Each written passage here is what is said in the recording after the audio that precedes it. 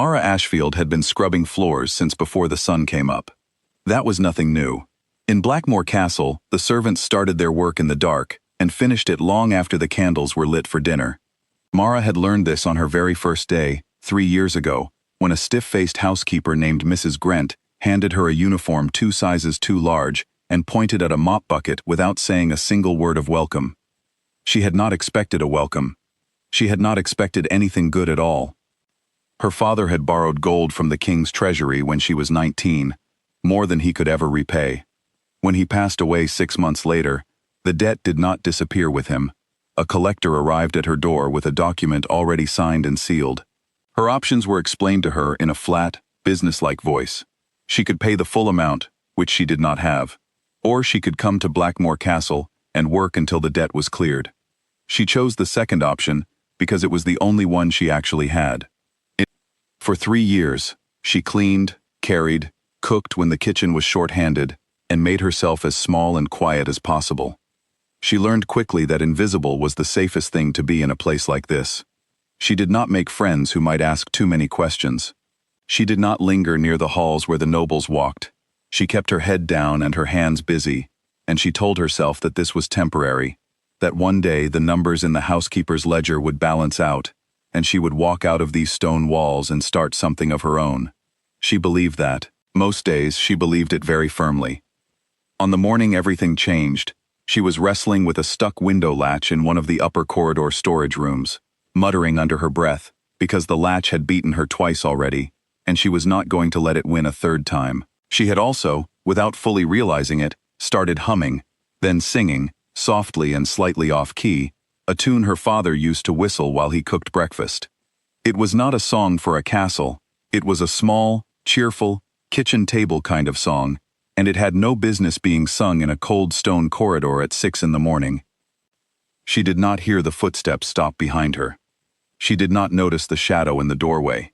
She finally got the latch open, threw her hands up in quiet personal victory, and turned around, and very nearly walked directly into King Calum Dray. She stepped back fast and dropped into a bow so quickly she nearly knocked over her cleaning bucket. Her heart was hammering. She had seen the king exactly twice in 3 years, always from a very safe distance, always surrounded by guards and advisors. Up close, he was taller than she remembered, and younger-looking in a way that surprised her. There was something in his face that was not quite as sealed shut as his reputation suggested. He looked at her for a moment. Then he looked at the open window. Then, without a word, he turned and walked away. Mara straightened up, pressed one hand to her chest, and breathed. That should have been the end of it. A strange moment in a quiet corridor, quickly forgotten by both parties. She was a servant. He was the king. The distance between those two things was not a gap. It was a wall, and a very thick one. But the next morning, he was there again. He said nothing. He was simply walking, slowly, through the lower corridor, the corridor that had no reason to appear on any king's morning route. Mara kept her eyes on her work, and pretended she had not noticed him. She did the same the morning after that, and the morning after that. By the end of the second week, she had noticed something else. A better quality of cleaning cloth had appeared outside her supply closet, soft and thick, replacing the rough, worn-out ones she had been using for months. A meal tray began appearing outside her door, on evenings when the kitchen closed early. Simple food, but warm and well-prepared. Small things, quiet things. The kind of things a person might do if they wanted to be kind without being seen doing it. Mara was not a foolish person. She had grown up reading people carefully, because her survival had often depended on understanding them quickly. She knew what these small gestures meant, and that knowledge frightened her more than anything else in the castle. She had heard enough stories. She knew what happened when powerful people decided that someone quiet and powerless was interesting to them. It never ended well for the quiet person. She had seen it. She had no desire to become a cautionary tale, a temporary amusement, something spoken about in whispers after it was over. So when he appeared in the castle library one evening, where she was returning a stack of books that a housemaid had left on a window seat, and it became clear that he had no intention of simply walking past this time, Mara set the books down carefully and looked at him directly for the first time. "My lord," she said, keeping her voice steady, I am not sure what you are looking for, but I want to be honest with you. I have spent 3 years making sure no one looks at me twice, and whatever your reasons are, I do not want to be your temporary curiosity. I would rather mean nothing to you than to be something you have forgotten by spring." She was shaking. She made sure none of it showed in her face. He was quiet for a long moment, long enough that she thought he might simply leave. Then he said, in a voice that was quieter than she expected, "I do not forget things." He left after that, but something had shifted, and they both knew it. What followed was not simple. It was not a story of someone being rescued or swept off her feet. It was slower and stranger, and more real than that. He began talking to her, short conversations at first, in empty corridors, never in front of others. He asked about her work, and when she answered, he actually listened. She started to understand that the sealed, distant version of him that the rest of the castle saw was not the whole picture. He had lost his mother when he was 16. He had led his pack through a brutal border war at 19, and made decisions during that time that still sat heavily on him.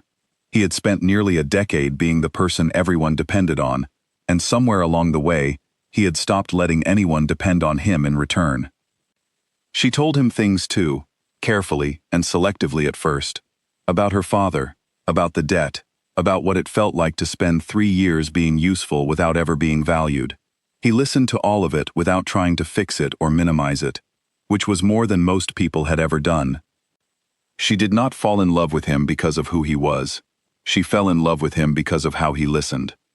It was during the autumn blood moon ceremony that everything changed for the second time, and this time, it changed in front of everyone. The ceremony was one of Blackmoor's oldest traditions. The entire pack gathered in the castle's central courtyard. The Alpha King stood beneath the open sky, and the ancient moonstones set into the castle walls were said to glow in recognition of the pack's true and faithful bonds. Mara was assigned to serve at the edge of the gathering. She stood quietly with a tray, watching from a distance as she always did. When the moon rose full and white above the courtyard, the stones lit up. But they did not glow toward the king. Every stone, every carved symbol in every wall, blazed with silver light and pointed, unmistakably, all at once, toward the far edge of the crowd, where a young woman in a servant's uniform was standing very still with a tray in her hands. The silver mark appeared on the inside of Mara's left wrist. A crescent, precise and glowing, as though it had always been there beneath her skin, and was only now deciding to be seen. The courtyard went completely silent. Mara looked down at her wrist. She looked up at the crowd. She set the tray down on a nearby ledge because she did not trust her hands anymore, and she stood very straight, because she had learned a long time ago that the only thing worse than being frightened was letting it show. Calum crossed the courtyard in a straight line. He stopped in front of her, looked at the mark, and then looked at her face. He did not say anything in that moment. He did not need to. The mark meant one specific thing in Blackmoor tradition. It had not appeared in 4 generations. Every person old enough to know the old stories understood what they were looking at. The council did not take the news quietly. In the days that followed, the arguments were loud and persistent. She had no family name, no diplomatic connections, no training in statecraft or pack law. Several members of the council suggested that the mark could be reinterpreted. Others said it was a sign that should be honored in spirit but not in practice. They were very creative in their reasoning, and very united in their conclusion, which was that this was not acceptable. Calum listened to all of it. Then he looked at his council and told them, plainly, that the discussion was finished. But he did not go to Mara with a declaration or a crown. He went to her room and found her with her bag already packed by the door, because she had been in this castle long enough to know that when powerful people start fighting over something, the something usually gets hurt. She told him she refused to become another debt she hadn't chosen. She told him she was done being a solution to other people's problems. She told him that mark on her wrist or not, she was a person, and she intended to remain one. He let her finish. He did not interrupt. And then he told her the truth. Not about the mark, not about the tradition, but about himself. He told her that something had changed in the castle the night she arrived 3 years ago, something he could not explain, and had not understood, until he followed the sound of someone singing badly in a dusty corridor, and found a woman arguing with a window latch. He told her that he had spent 3 years walking in a direction without knowing what he was walking toward. "I am not asking you to be a queen," he said.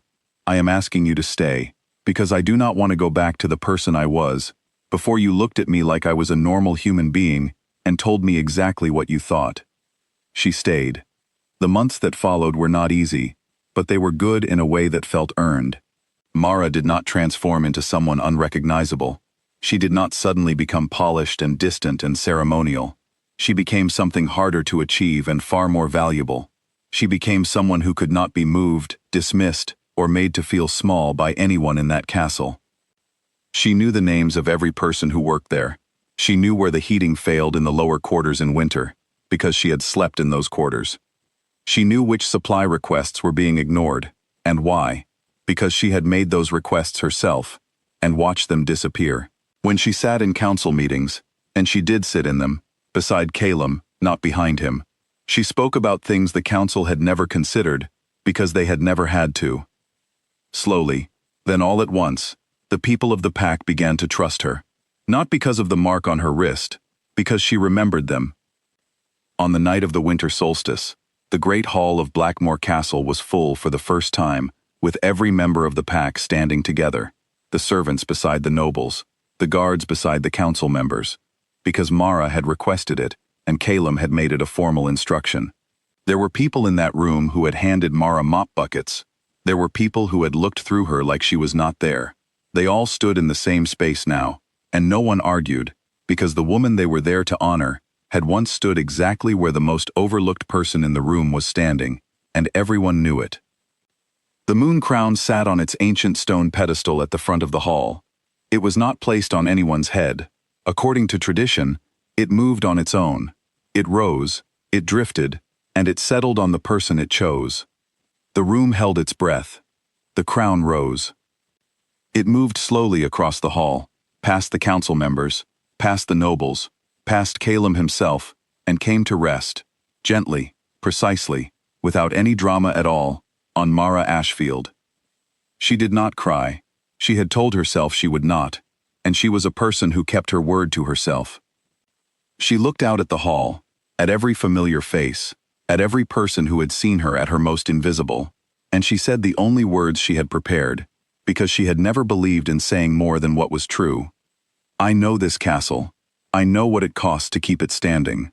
I will not forget." Beside her, Calum reached over and took her hand, quietly, without ceremony, the way a person holds the hand of someone they are glad is standing next to them. The stones in the walls blazed silver. The moon sat full and still above the courtyard outside. Mara had arrived at these doors with ash on her hands and someone else's dead around her neck. She had walked these floors invisible for 3 years, learning every crack in the stone and every name on the roster, waiting for the numbers in a ledger to set her free. She had never imagined this. She had been too practical for this kind of imagining. But standing there, in the light of the stones, with the weight of the crown settled quietly on her head, and the warmth of a hand in hers, she thought that perhaps the most extraordinary things in life do not arrive as rescues. They arrive slowly, honestly, in dusty corridors, in the quiet and stubborn work of remaining yourself until the right person sees it clearly. She had not been rescued. She had simply been, finally, seen. And that, it turned out, had been enough to change everything.